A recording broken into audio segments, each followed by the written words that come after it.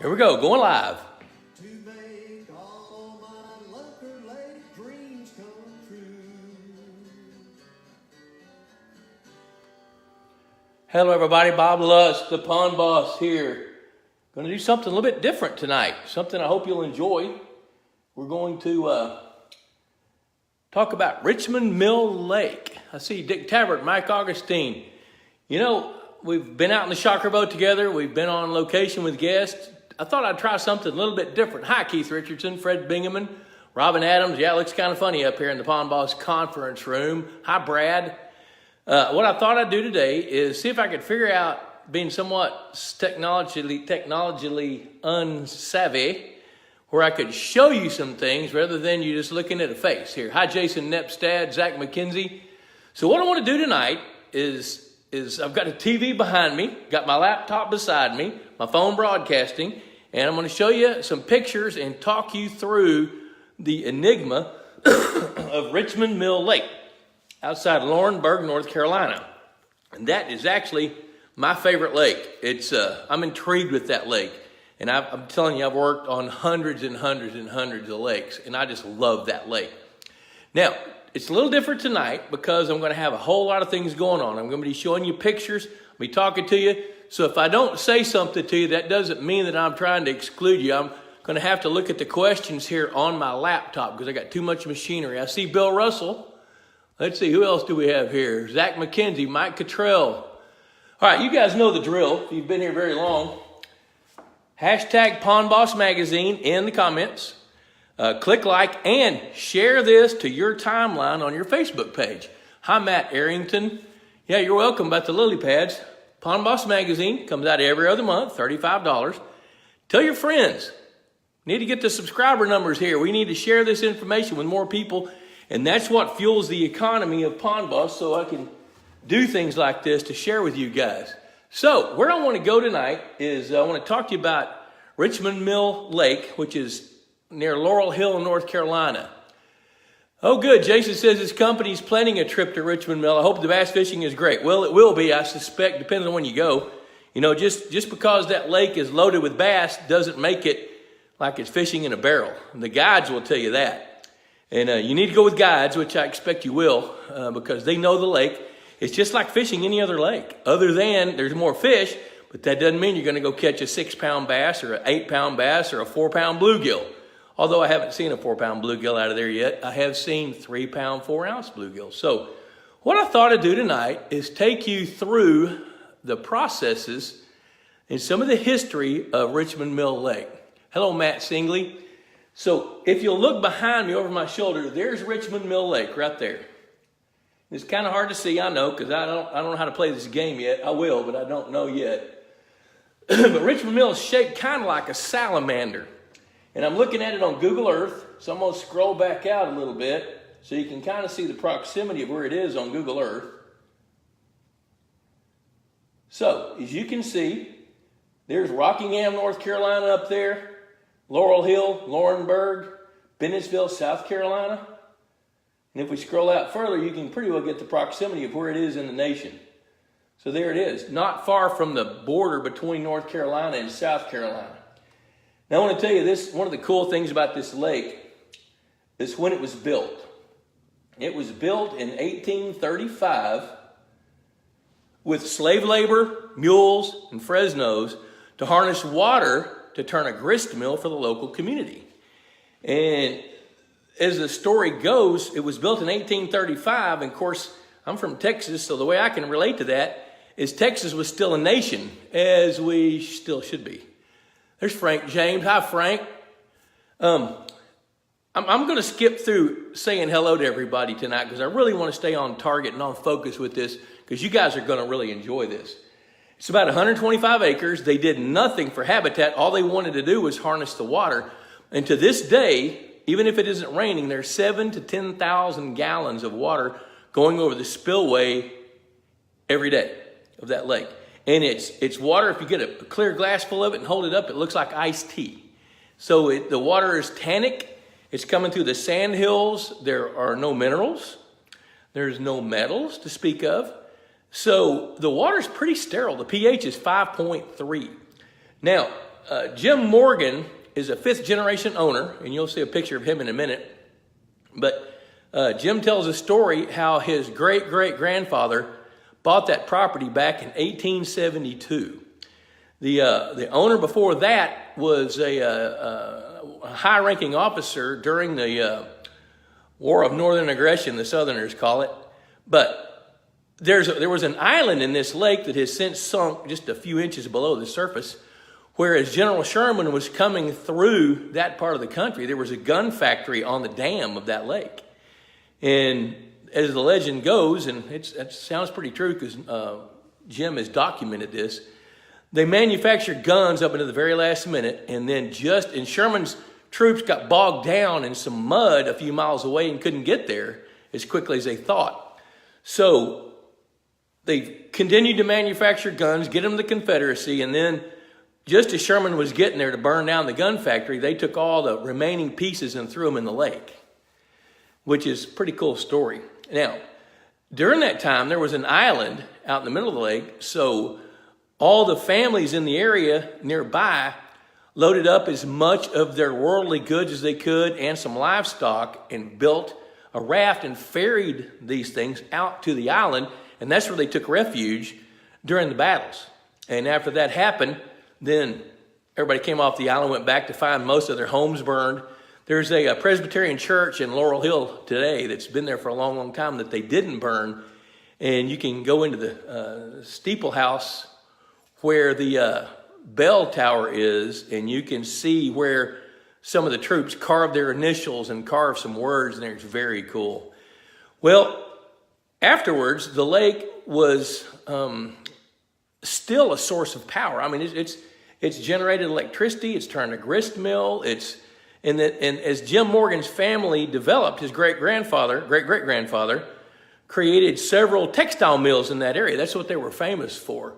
And so they built, I think, 5 textile mills, and most of them were powered by water coming from a mill pond somewhere nearby. In over 90 years, the mills flourished, and Richmond Mill Lake, or Richmond Mill Pond, was used kind of as a benefit for the employees. And at the peak, there were 1,500 employees working in the mills in Laurel Hill, Laurinburg, North Carolina. Well, Jim Morgan grew up on the lake. His family home is there. He grew up there. He knows the lake. And when he was a kid, there were 5 friends that played together all the time. Jim is about my age, around 63, 64, something like that. And the way Jim tells the story is they had the Kingfisher Club, and there were 5 of them. There were 3 white boys and 2 black boys, and they played together. They went fishing together. They swam in the lake together. They boated together, and they loved each other. And so that's how Kingfisher Society got its name, was from Jim's youth growing up. Well, the thing that my history with them was in 2000, I was teaching at a seminar in East Texas, and the property manager, Dave Buehler, came to that seminar, and it was called Bass 101. And it was mostly people from Texas, and there was probably 30 speakers, and Pond Boss had a booth.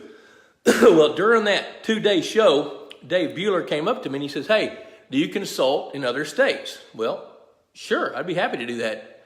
You know, I was pretty much based in Texas at that time. That was really before I started to get around, and, you know, I didn't start going to upstate New York until 2004, and then shortly after that, I was going to California, and then 2005 was when I started working on this lake. But here's what happened.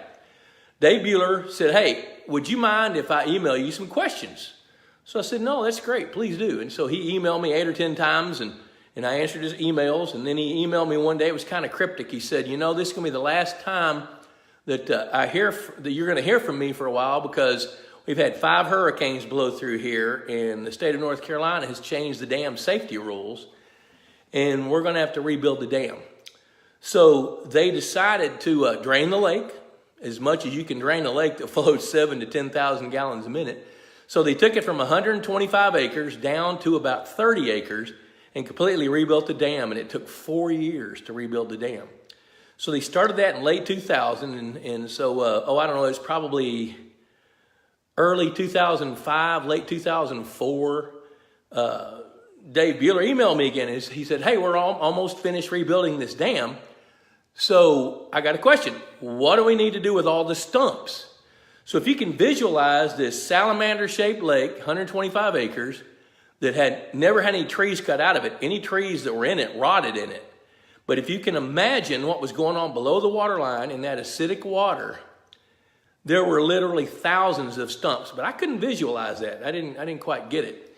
So I emailed him back. I said, why do you want to get rid of the stumps?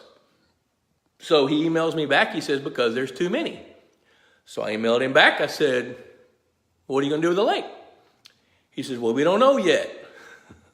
So I said, then I'm not going to tell you how to get rid of the stumps. It's probably time I come take a look at it with you. So I flew up to Raleigh, Durham. Those guys picked me up at the airport, and we spent a couple of days together. And they ended up spending like $1.2 million renovating that dam.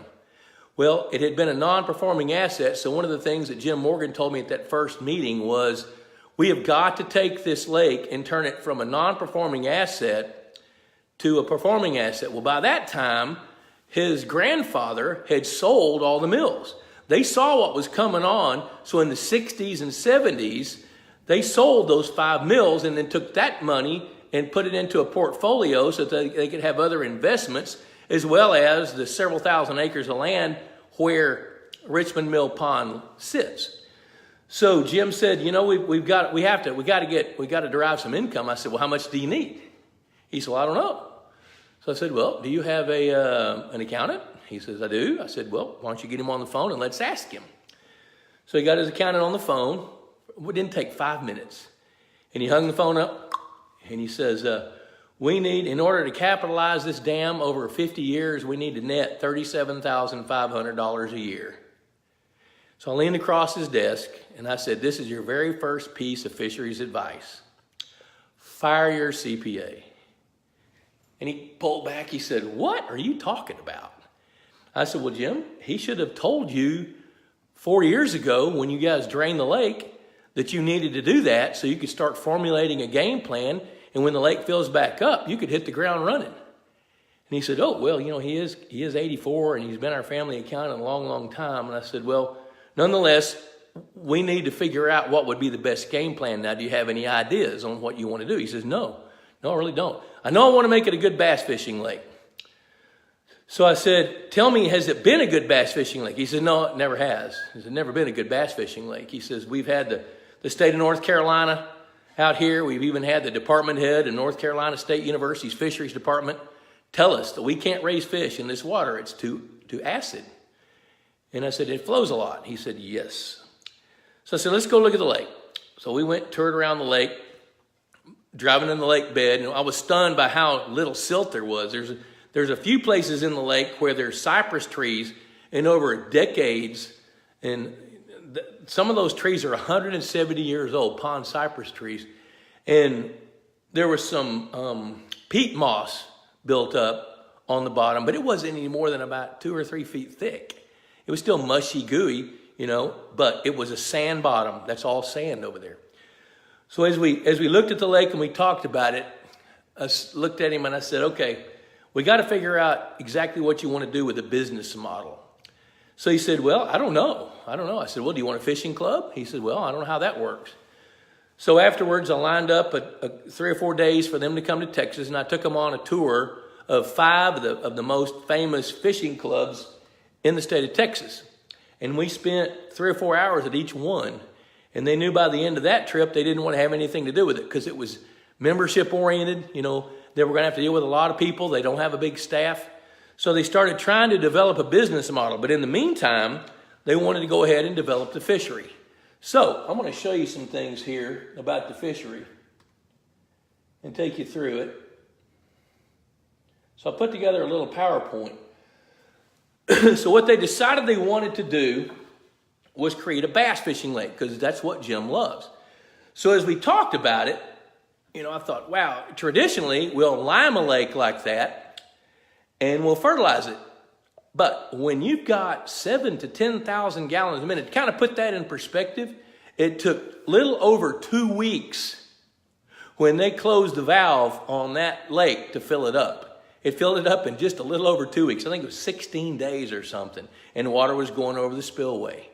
So I knew there was no way we could put any lime in that lake and it would have any impact. We'd be spending, 3 days a month pumping lime into a lake. So that wasn't going to work. So I knew that we weren't going to be able to build a real healthy, vibrant, productive food chain. So I said, the other choice is we can make fish food your primary source of nutrition for this lake. And Jim said, okay, well, what would it take to do that? So I started calling some friends. I called Dr. Mark Griffin, and I did a podcast with Mark earlier this week, an audio podcast that'll be up. And I'll share the podcast with you guys before long. It's not quite ready. And Mark was, at that time, the nutritionist with Purina Mills. Well, there's Mike Rivers and Jacob West. Jacob, am I staying dry? I am because I'm inside. It's raining like crazy here. So I called Mark, and I said, hey, we really need to talk about some fish foods. We need some better fish foods. Because at that time, the fish foods that were on the market were not necessarily nutritionally complete to feed the fish. So Mark says, well, what do you want to do? So I told him. He said, well, can I come look? So I said, sure, come on. So he flew out to North Carolina with us, and I was spending about 4 to 7 days a month out there putting this plan together for the first 18 months. And he said, well, we can do some fish food. It would be fun. Hey, Chris Blood, how you doing, buddy? Love day. So what Mark Griffin did was he went back and he started thinking about it. And I mean, it wasn't a month later. And most of you guys will remember this. This was the first time I remember hearing about a picture going viral on the internet. Was a picture of about a 25-pound bass caught in a small public lake right outside of San Diego. And the guy had foul hooked it. And that fish was a beast. So he couldn't register it as a world record because he didn't catch it by legal means. So he took a bunch of pictures and released it, and those pictures went everywhere. And so, and there's Tom Davis from Ohio. So Griffin said, have you seen this picture? I said, yes, I have. He said, do you know how that fish got that big? And I said, yes, I do. It's been eating rainbow trout because they stock rainbow trout in that deep 75-acre lake every couple of weeks or once a month just for local anglers to be able to catch those fish. Well, he said, I went to the fish market and I bought several rainbow trout, 12 ounces apiece, brought them back, dehydrated them, and broke them down. And I figured out the nutrition base of those cigar protein-based shaped, fantastic fish food. So he said, I want to test some of that food.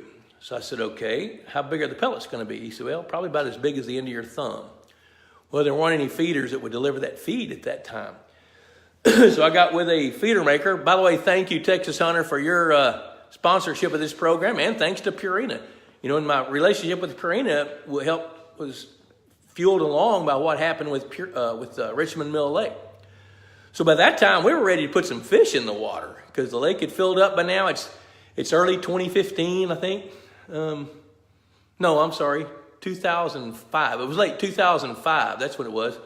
So we got the first loads of fish in there, and we worked with a feeder company to develop a bunch of feeders. We put 50 feeders on that lake. 10 of them were little bitty vibrating feeders to feed the tiny little bitty bait fish, newly hatched. We put those over shallow water, and we put really small fry starter fish food into those feeders.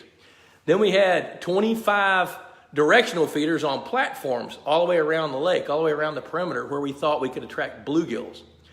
Then we got 15 scatter feeders where we could lower the plate and be able to throw out bigger pellets. And so that's what we did. And oh my gosh, when that project started, it didn't take long at all. Let me think about it a minute. We put 125,000 bluegills. About 75% were copper nose. The rest were northern fish because northern bluegills or native bluegills. I wasn't sure how well they would thrive in that climate. We stocked a bunch of fathead minnows. I think we stocked 1,500 pounds of those or something ridiculous. We stocked 30,000 of red ear sunfish. We gave them a little time, and then on top of that, we stocked, about 2,500 pounds of feed-trained largemouth bass that averaged 1.25 pounds apiece. And so we knew that lake was going to have to support itself through feeding. Now, part of the enigma that I'm talking about is we were doing some things that were way, way, way out of the ordinary. Back then, 13, 14 years ago, when you fed fish, it was to supplement what nature provided. That's not what we did with the Richmond Mill. Those fish counted on that fish food. And I'm going to show you some stats here in just a little bit that'll surprise you or enlighten you, I hope. That's pretty amazing to me. So we started a feeding program, and I mean, when those fish were 1.25 pounds to a pound to a 1.25 pounds, a pound and a half, most of them were northern strain. I see Jason Nepstad asking, were they Florida strain? No, that initial stocking were northern strain because that's the only kind of feed train bass we could buy at that time. Now, after that, we added some F1 tiger bass from American Sport Fish Hatchery down in Montgomery, Alabama. So we did add some later, but we started off with northern fish because the goal was good catch rates and not necessarily trophy fish. So I felt comfortable telling them to stock those feed train northerns because I knew they'd top out about 6 to 7 pounds, maybe a few that are 8 pounds. Hello, Todd Austin. So that's what we did, and we just started feeding them like crazy. Well, I'm going to take you through some pictures here and let you see what's going on. Now at that time, bass were the primary species that they cared about. And there is a fairly typical bass, and you see how deep-bodied that fish is? Those fish put on girth and width so fast that it surprised me. Now, I'd fed a bunch of fish before that, but I hadn't fed them in that kind of an environment, and their conversion rates were astonishing for the amount of feed we were feeding. One little side note that's going to be interesting to you, about, a year into the feeding program, I got a call from the property manager, and he says, hey, we got several of these feeders. They were all hooked up to a Wi-Fi system where anywhere in the country, if I had the password or whoever got the password could get on your laptop, come into that website and turn on certain feeders and change the timers, change the speed, anything. We could do that. Well, what was happening, there were several feeders that they were pretty convinced that the timers were not synchronizing with their computer. So they started moving timers around, and then they figured out that wasn't it. So I told them to set some game cameras up on 4 or 5 feeders where the feed was disappearing. And it was amazing because all these feeders sit on platforms, except the vibratory feeders. They hang from a rod over the water, in the water. But every feeder's on a platform, and they fill those feeders with a pontoon boat. So they got a bulkhead where they can pull their pontoon boat up flush, get a tractor with forks on it, put a pallet of feed on the boat, and then go fill up all these feeders. And that's how they do it. So they took the pontoon boat out, and they changed a bunch of timers. Didn't work, so they put some game cameras up. And they went back and checked them 3 or 4 days later, and every single one of those was scatter feeders where raccoons were swimming out and getting under there, spinning the plate, and eating the fish food. So they came up with a game plan to use some Conabear 220s inside of a cage and see if they could trap some of these raccoons. And in 2 weeks, listen to this, in 2 weeks, they trapped 98 raccoons that were eating their fish food. 98. So they knew at that point that we're going to have to be dealing with some predator issues other than fish. So largemouth bass were king, and as the lake began to mature, the business model developed. What the business model was they spend a lot of money on fish food. They spent a lot of money on feeders early on. And to need to net $37.5 plus my fees, plus cost of fish, plus cost of fish food, plus capitalizing the feeders over a 10-year lifespan or whatever it is, it was a pretty heavy nut. So what they did, we all kind of brainstormed and came up with the Kingfisher Society idea where they charge a day rate, which is pretty expensive compared to other places. $600 a day per person, plus lodging, food, live music. Believe it or not, they have live music if you want it. They bring in a gourmet chef, unless I'm there and I'll cook. But which haven't done that a lot. They bring in a chef. So anyway, it started to gain some pretty good ground, and then 2007 hit when the stock market crashed. Then they began to figure out that they weren't going to be able to get the volume of business that they needed to cover the cash flow to cover the nut. So they started looking at some other things. They partnered with Pinehurst, because they're like 20 miles from Pinehurst. So they partnered with Pinehurst to do some value-added projects, value-added services, amenities, and fishing was one. They built a clay stand for shooting, a shooting range. They built, they developed some pastures for quail hunting. They bring in a guy that hunts with hawks. What do you call it? Help me here. Falconry. They do falconry. So they offer all these amended services, and now they even offer weddings. They built a couple of wedding venues, a big pavilion, and the home place. There's a lodge. I'll show you a picture of the lodge here in a minute. So let's go look at some more pictures, and I'll tell you more about that. Bluegills are giant there. That is a 2.5 pound Copper Nose Bluegill, and I just love that image. Take a look at the stripe across that fish's head right there. That's as copper nose as they get. That's huge. And what's really interesting is we had no idea that was going to happen. Now, we figured there'd be some other benefits of feed-trained largemouth bass, and the feed-trained bass were just grew so dadgum fast it made our heads spin. Hey, John Wilson, I know you're not watching baseball. But what happened was the bluegills would grow really, really fast. That bluegill there is probably 6 years old and weighs over 2.5 pounds. And now that lake, I'll never forget, and I'll show you a picture in a minute. I'll never forget the phone call that I got. Well, actually, it was a text. Jim texted me a picture, and from the spillway, there's a public road and a bridge that goes over the creek. And people come and they'll stand on top of that bridge and fish down in the creek where that flowing water is. They'll catch red-breast sunfish. They'll catch bullheads and things. And Jim and one of his buddies caught that 2-pound plus bluegill. And it was just stunning to me, but it wasn't a big deal to Jim. Jim didn't realize it. So he sends me this picture, this text, and I call him. I said, oh man, take some more pictures of that. He said, well, we turned it loose because I didn't want the guys on the bridge to see it. I said, man, you don't understand that. A 2-pound bluegill in anybody's waters is about the equivalent of a 14-pound largemouth bass. He said, really? I said, yeah, it is. So next time you catch one of those, you hang on to it, keep it in the live well, and let's get some really, really good pictures because I want to be able to see that. Hey, Daryl Lenz. So there's an example of one of their bluegills. This fish here weighs a little over 3 pounds. Now, it's kind of hard to tell from that perspective, but that's a bucket list fish for people that are over 45 years old. Actually, well, Bruce Condello caught that fish because he is an outstanding angler because they're not easy to catch.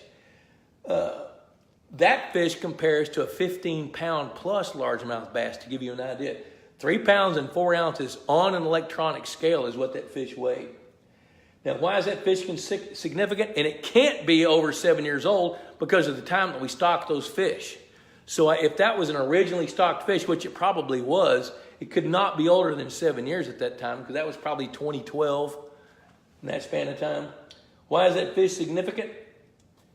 Because 2-pound bluegill are common in this lake, but there's not many that are 3 pounds plus.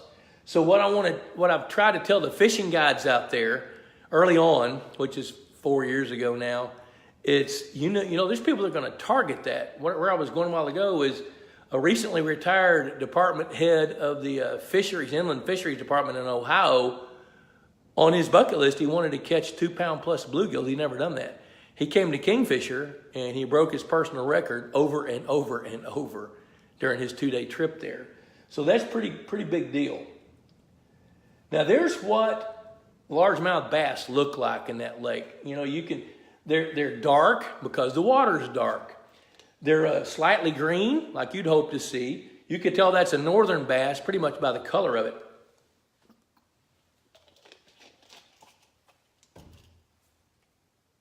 Oh, here's an empty slide. To kind of give you an idea, I was wondering how many species of fish were in that lake. And we have found largemouth bass, bluegill, redbreast, red ear sunfish, chain pickerel, yellow perch. They call them raccoon perch there. They don't get very big, maybe 7 or 8 inches long is the biggest one I've ever seen. There's black crappie, white crappie. We even shocked up a 35-pound flathead catfish one time. Don't know where that thing came from. There's American eels, and I've got a picture of one here in a minute. And it's landlocked, so it had to have come upstream while the lake was down, come up all the way from the Gulf somewhere, the Atlantic Ocean. And there's roaches, and roaches look like golden shiners, but they have red fins. And roaches were brought over from Britain and used for fish bait back in the 80s and 90s before they were banned. And they are one of the dominant fish in this lake, as are suckers. If we were to drain that lake, there is so many suckers that are in the 6 to 14-inch size range. They would be the dominant fish, and you never see them because you don't catch them. So they're an outstanding bait fish for the bass population there.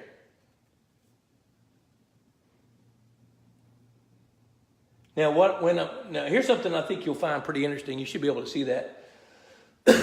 And I think it was 3 years in, or 4 years in, I started noticing some trends. And if you look at these graphs, I don't know if you can see that arrow, maybe you can. Well, the one on the left, you can start to see where the feed-trained largemouth bass are starting to differentiate themselves. Now, if you look, what you're looking at here is an XY graph where the blue curve is standard. When you weigh and measure 300,000 bass and plot them on an XY curve, that blue curve is what it is. So as long as your bass are within about 5 to 10% of that curve, you're pretty normal. Depending on the season, like after the spawn, they'll be to the left of the curve, which is underweight. When they're before spawn, the curve to the right, they're going to be overweight. And so you can see the group of feed-trained bass start to differentiate themselves, even more so the next year. So let's see what happens the next year. Now you can begin to see two things going on here. You can see the feed-trained bass here, but if you look along that curve, what we started to figure out is there's a parallel population of native fish that were growing up in the lake without stocking them. And that probably included some of the young of the year that were hatched in there from the feed-trained bass. Keep in mind, feed-trained largemouth bass are conditioned. That's not inherited. So when they had babies, those babies didn't know how to eat fish food. So one of the cool byproducts, I guess you could say, of Richmond Mill Pond and feeding the fish is we started to see a whole separate food chain begin to develop. And it was pretty fascinating to watch that. Here's another one that really shows you what was going on. And to this day, this is still happening. Now, when you see this, there's the feed-trained fish, and then we're beginning to top out at about 6.5, 7 pounds. The biggest one ever caught was 8. So those northern strain fish, they topped out 6 to 8 pounds, just like we thought they would. But these other fish that you see that are running along the line, those are fish that look almost like any lake that's not full of feed-trained largemouth bass. And there's some that hover by the line, there's some to the left, some to the right. And we started to see that there's really two distinct populations of fish. We have the socialists over here making a living out of a bag. Then you see the capitalists over here having to go out and make a living and structure themselves to fight and claw and eat whatever they can get. Had to use that little society parallel. Something else we noticed, we were watching the ratios of sizes, and it was pretty clear that we could see which ones were natives and which ones are feed-trained or not feed-trained with these bar graphs. And you could see the bar graphs moving to the right, but you could also see young fish being recruited into the system. One of the things that's fascinating about that lake, y'all pardon me 1 minute, it's getting hot in here. I'm going to go turn on a fan. I'll be right back. Don't go away.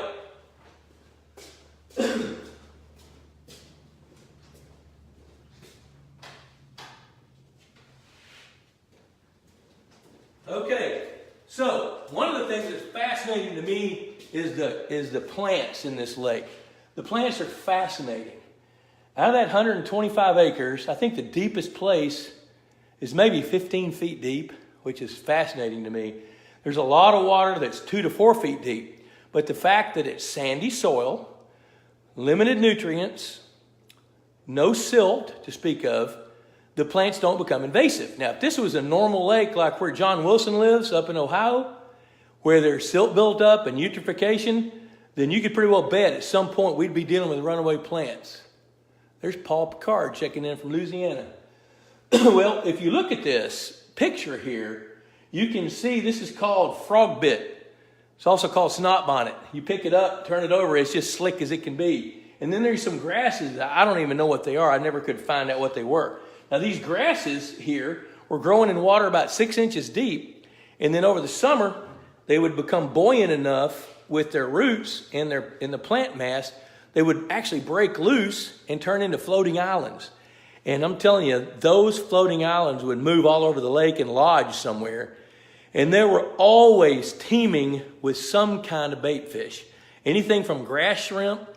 I would sometimes I'd just wade out there and, on my shorts and a pair of water socks and a long dip net like we use, a fine mesh dip net we use on the shocker boat, and just reach up under there and scoop through the bottom of that island under it and pull it back in. And I'm telling you, every time I did that, it was loaded with grass shrimp. There were these little bitty called black banded sunfish that aren't even, maybe that big, which is as big as they get. They look like a little angelfish. Little bitty chain pickerel, baby bass, baby bluegill, baby redbreast. And oftentimes I'd even get some ruds, some roaches, they also call them.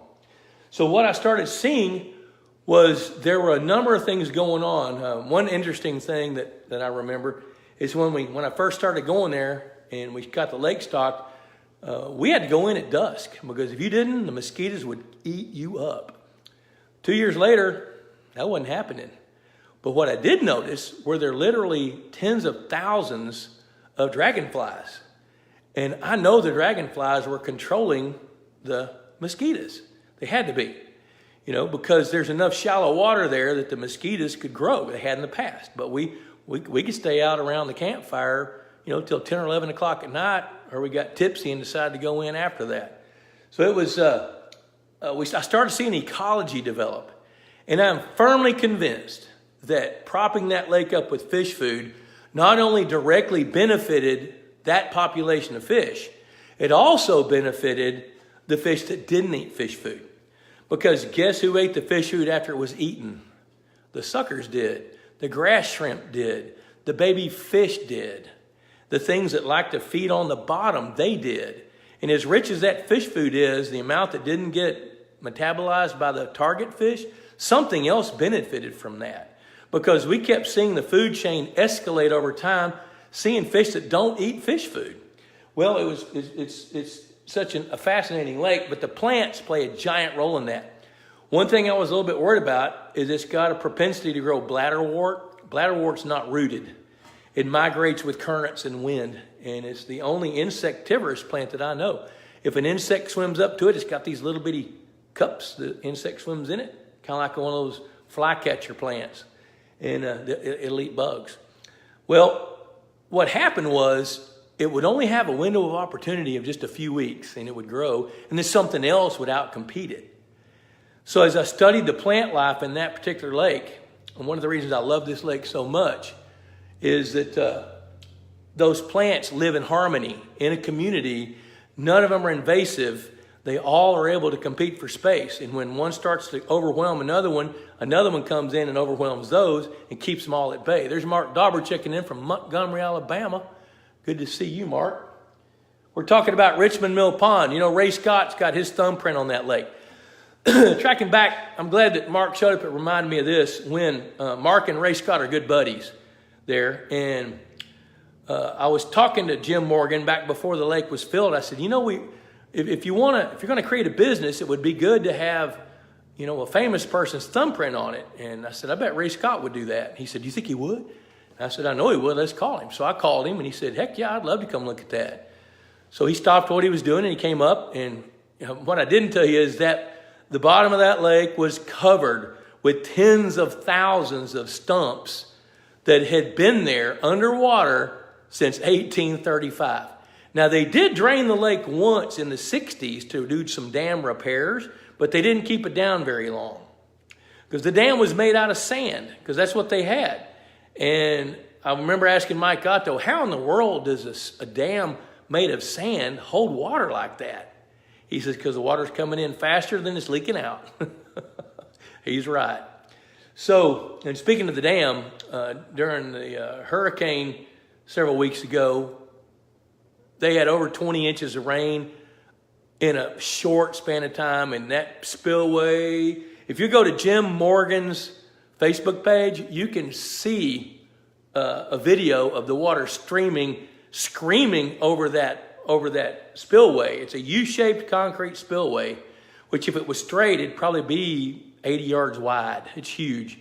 But anyway, that was a story about the stump. So they did bring in a stump grinder on the end of a track hoe, kept the track hoe on solid ground, and they just started grinding down stumps. Now, I did ask them to hang on to some of them, because if you can imagine wood that's been underwater for over 170 years, some of that stuff looked pretty cool, and I thought it would make good backgrounds for taxidermy mounts for fish. So they hung on to some of it. There's some lily pads. There's fragrant white lilies that are invasive almost all the time, not here. And it's due in part because the soils are sandy and there's not a lot of nutrients. I love that. I couldn't figure out what that plant was when I first saw it, and I had to key it out, and that's called spatterdock. Now, spatterdock in Texas, the leaf isn't shaped quite like that, but it's got the same flower that looks like a knot. You see that yellow knot? And that's a flower. And those things will grow in water out there 6 feet deep. You see a stem coming up, and it looks like romaine lettuce in the water. It's outstanding cover for little bitty fish. There's the lodge. Now, one of the things we decided to do is to come up with a protocol on how to handle guests. So not only did I help them develop the fishery and the habitat, we did have Ray Scott come in and put a bunch of his signature structure in there, which is basically Osage orange bodark trees with some cedar strapped to it and some rows, but also had them leave a bunch of stumps for structure and cover. But the creek channel was also intact. So between all those things, the flowing water, some deep holes, and then the vegetation, that's about as perfect a bass lake, actually bluegill lake, as you're ever going to come across. But there's a lodge. There's a lodge that's there. And that lodge was Jim Morgan's uncle, Uncle Morris. And Uncle Morris was a jazz musician. He made his living in Raleigh, and he made his living in New York City as a jazz musician, I think in the 40s, well, probably the 50s, 60s, and 70s. And he died in the late 80s, in his 70s, as I recall. But this was his bachelor pad. He never got married, always had girlfriends. But he loved coming to the lake where he could have jam sessions with his buddies and write music and play music and drink a little bit of scotch and play with cars. So to this day, when you go in that lodge, you can see that it was Uncle Morris's lodge. There's albums, jazz albums that are stacked up vinyl that track back, 50 years. There's magazines of vehicles, car. I'm not a real car aficionado. I know they break down and I drive a pickup. But he loved that. So he's got all kinds of popular mechanics and different kinds of magazines that date back into the 60s. So it's pretty cool just to go visit there and hang out. Steve Lewis checking in from Hot Springs. So that's the lodge. Now, I don't know if you can tell what's going on here. It's kind of hard to see, but maybe you can. That is, I took some pictures after some guests came in from a fishing trip. And you can tell by looking, the guy on the left, that's the fishing guide. The guy on the far back is a fishing guide because of his hat. That's Jim Morgan, the owner, because he's got a blazer on and slacks. One of the guests behind us, and then another guest, and their private pilot. So the reason I show that is I want, when I'm talking to the fishing guides out there, I want them to see this slide so they can see who they are and what's going on.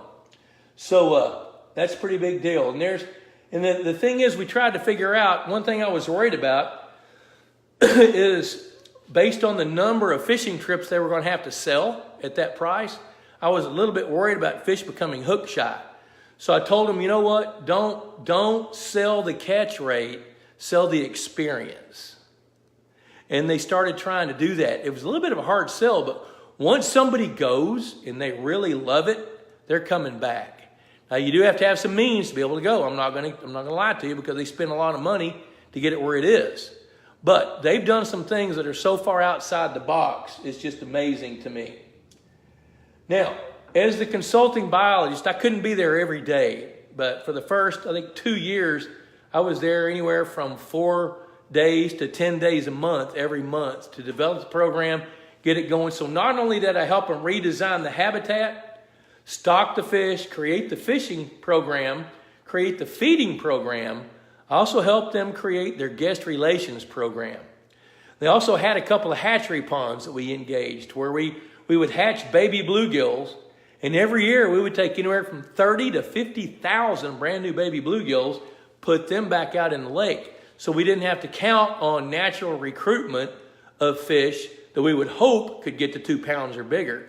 Now, a couple of years ago, they decided they needed that land more than they needed the hatchery ponds, so they filled it in and they built something on it. So what's real important to me as a consulting biologist in this list of things is lengths and weights of bass. That's a big deal. You know, Paul Picard, this is Richmond Mill Lake in Laurinburg, North Carolina. Hey, Jack Hamilton. Richmond Mill Lake, Kingfisher Society. Go to kingfishersociety.com and you can see. You can see for yourself on that website. Wait till we're through talking though. So I would tell the guides and the property managers I wanted to see lengths and weights of largemouth bass. Now, you're not going to ever get a fishing guide on a good fishing day to weigh and measure every bass.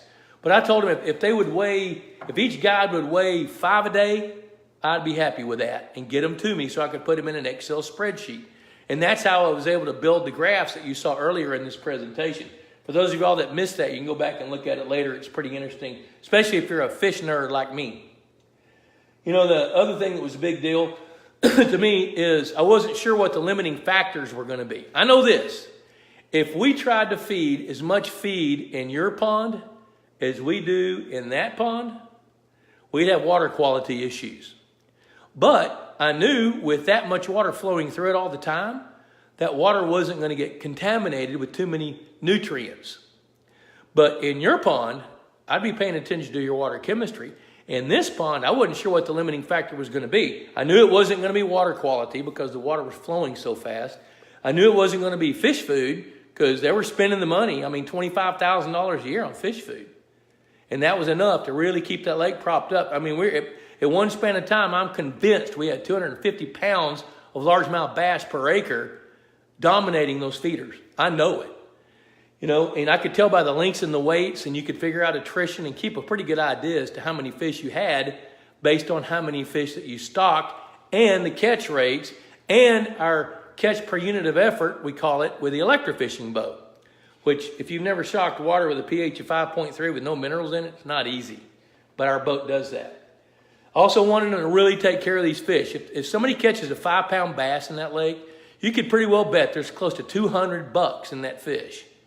So it was real important to me to teach the guides and anybody that comes the proper way to handle a fish like that. Wet hands. Don't let it hit the bottom of the boat. Pick it up with a rubber-based dip net. Don't let it become abraded. And if you see anything strange, like any sores or any abrasions or anything like that on any fish, take a picture of it and text it to me. And they've been pretty good about that. Haven't gotten a lot of those, but we've gotten a few.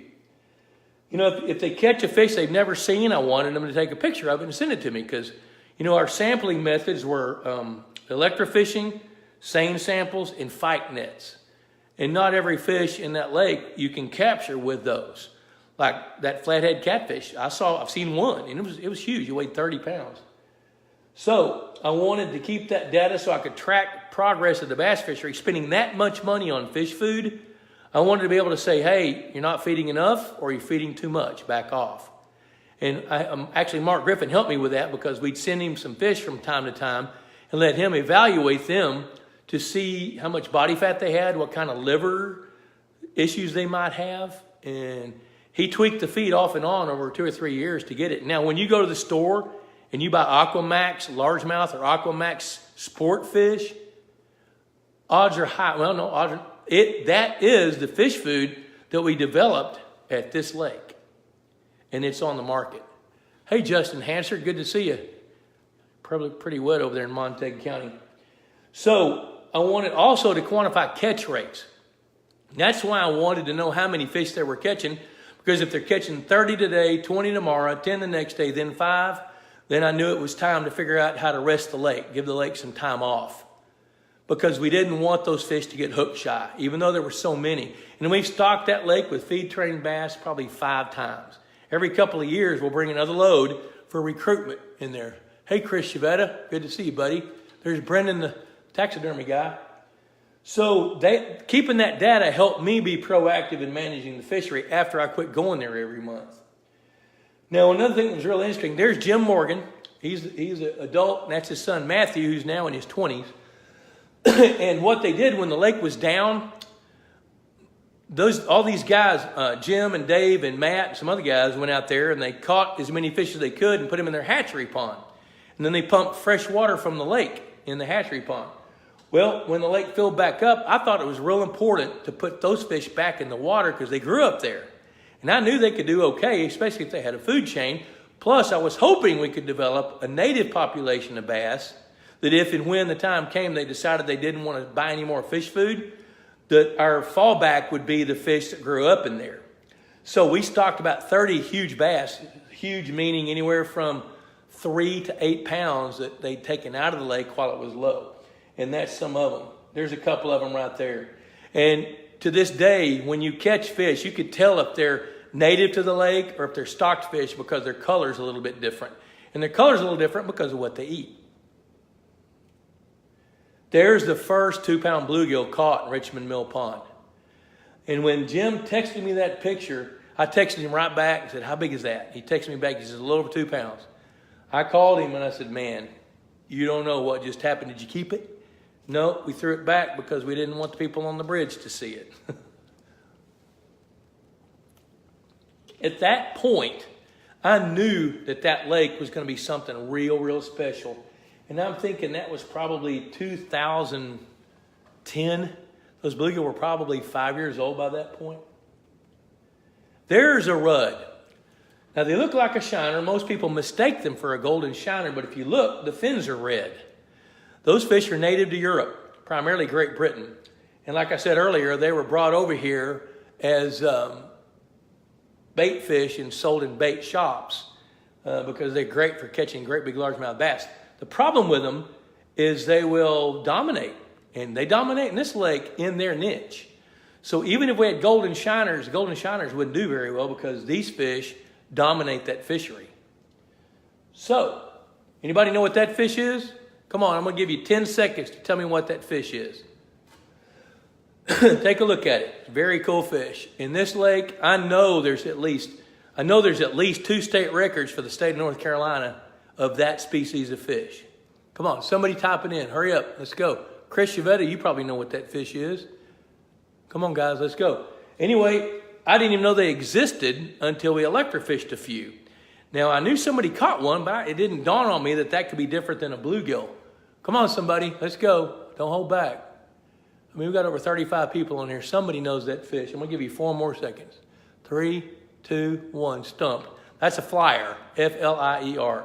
They're native to that part of the country. They're native mostly to streams and moving water. And most of these fish in that lake live where there's a current. Oh, Chris, good guess. Red ear sunfish. That's a flyer. And the flyer, what's cool is they have this one isn't a real good example, but their fin goes all the way across the top. And if I spread this fin out, it goes all the way across the bottom. That fish got a little sore on it, but that was one of the first flyers that I saw in that lake. So there's another species of fish. Anybody recognize that? That's kind of a cool picture.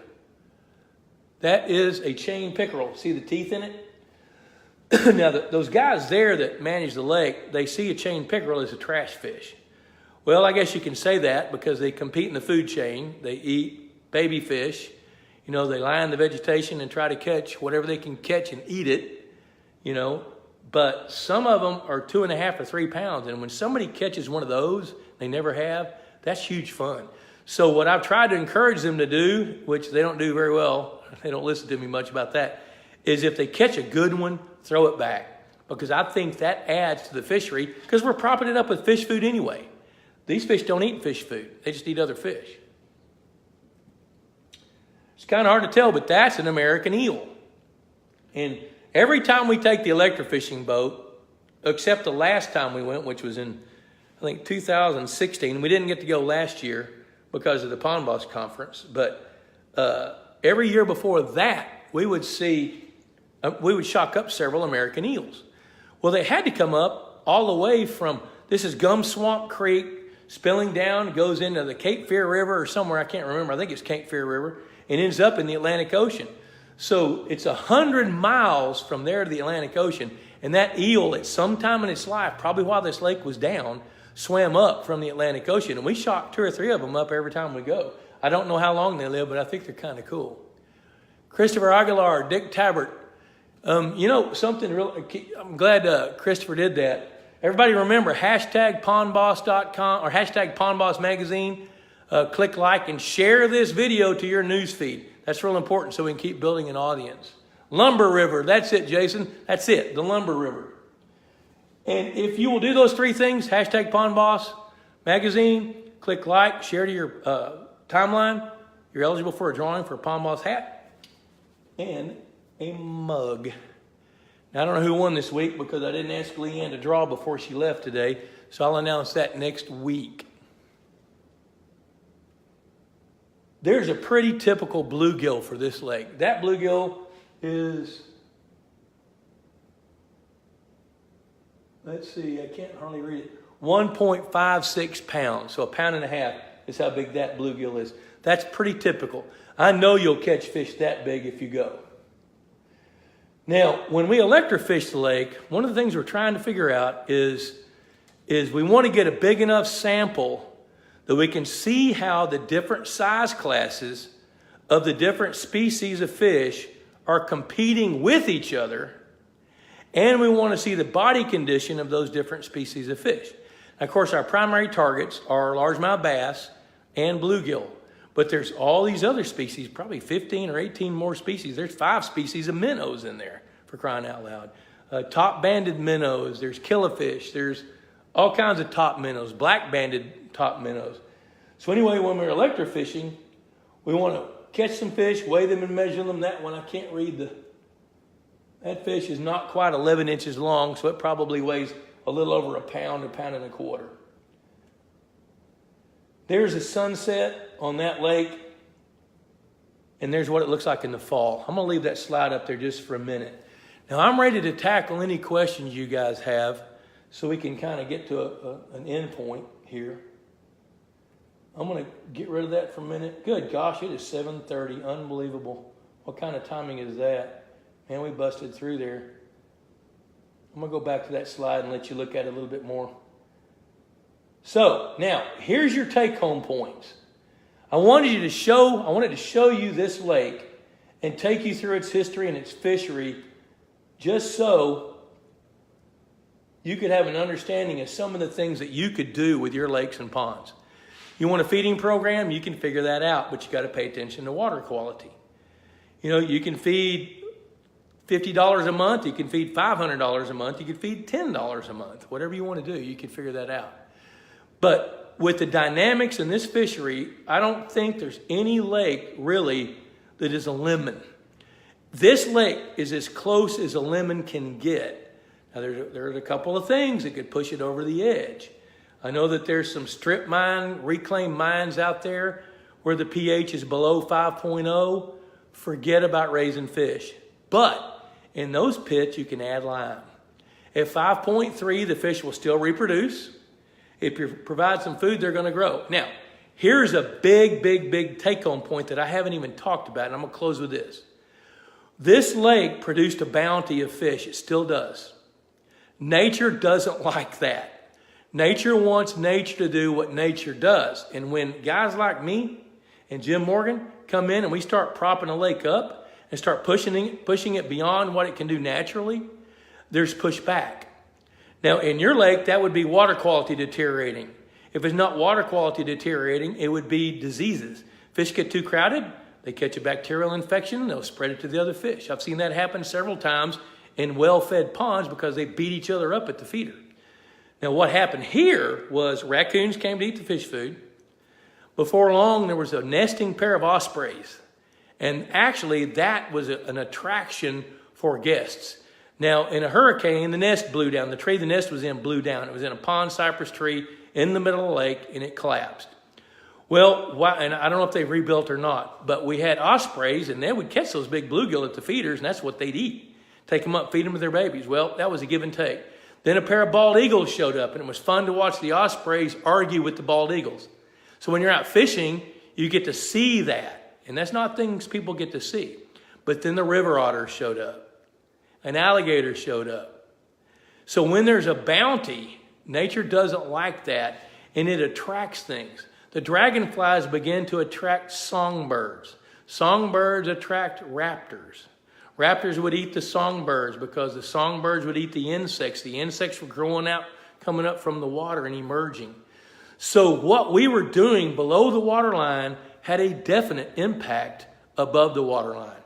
So I'm going to close with that. Keep that in mind. If you decide you want to do something above and beyond what nature wants you to do, there's going to be pushback. Hey, thanks for tuning in this week. It was fun. A little bit different spin on how we normally do things. And I'm going to do a live show from Kingfisher in November. I'll let you know when that's going to happen. Thanks again. Don't forget, Pond Boss Magazine. Good stuff. PondBoss.com. Pond Boss Facebook page. Check out Bob Lusk Outdoors. I am for hire to go out and help people build lakes and ponds and things. So you can catch me at boblusk@outlook.com or call the office 903-564-5372. Thanks for tuning in. I will see you next Wednesday night, 6:30. Adios.